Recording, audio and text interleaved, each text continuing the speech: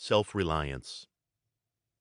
I read the other day some verses written by an eminent painter which were original and not conventional. The soul always hears an admonition in such lines, let the subject be what it may. The sentiment they instill is of more value than any thought they may contain. To believe your own thought, to believe that what is true for you in your private heart is true for all men, that is genius. In every work of genius we recognize our own rejected thoughts. They come back to us with a certain alienated majesty. There is a time in every man's education when he arrives at the conviction that envy is ignorance, that imitation is suicide, that he must take himself, for better, for worse, as his portion, that though the wide universe is full of good, no kernel of nourishing corn can come to him but through his toil bestowed on that plot of ground which is given to him to till. We but half express ourselves, and are ashamed of that divine idea which each of us represents. It may be safely trusted as proportionate and of good issues, so it be faithfully imparted, but God will not have his work made manifest by cowards. A man is relieved and gay when he has put his heart into his work and done his best. Trust thyself. Every heart vibrates to that iron string. Accept the place the divine providence has found for you, the society of your contemporaries, the connection of events. Great men have always done so, and confided themselves childlike to the genius of their age. Infancy conforms to nobody. All conform to it, so that one babe commonly makes 4 or 5 out of the adults who prattle and play to it. So God has armed youth and puberty and manhood no less with its own piquancy and charm, and made it enviable and gracious in its claims not to be put by if it will stand by itself.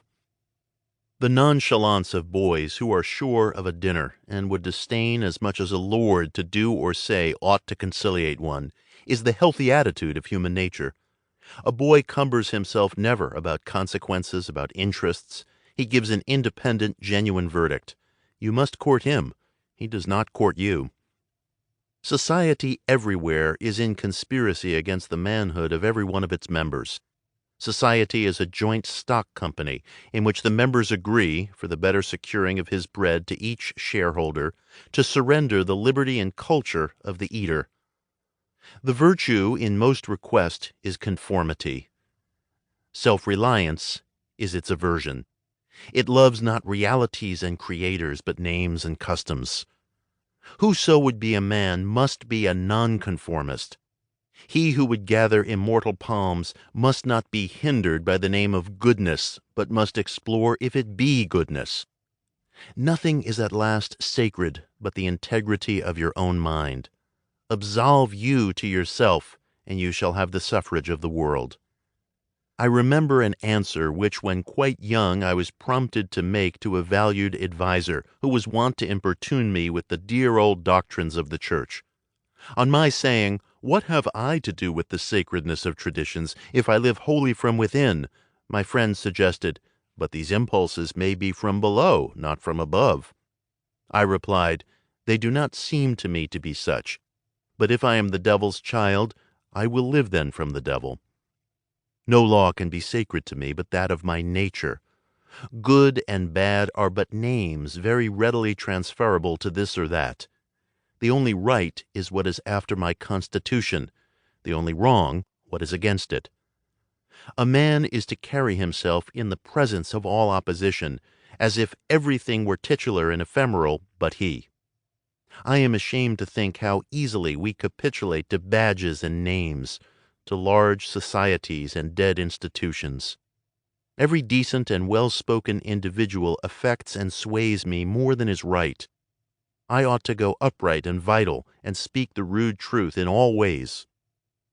Your goodness must have some edge to it, else it is none. The doctrine of hatred must be preached as the counteraction of the doctrine of love when that pules and whines. I shun father and mother and wife and brother when my genius calls me. I would write on the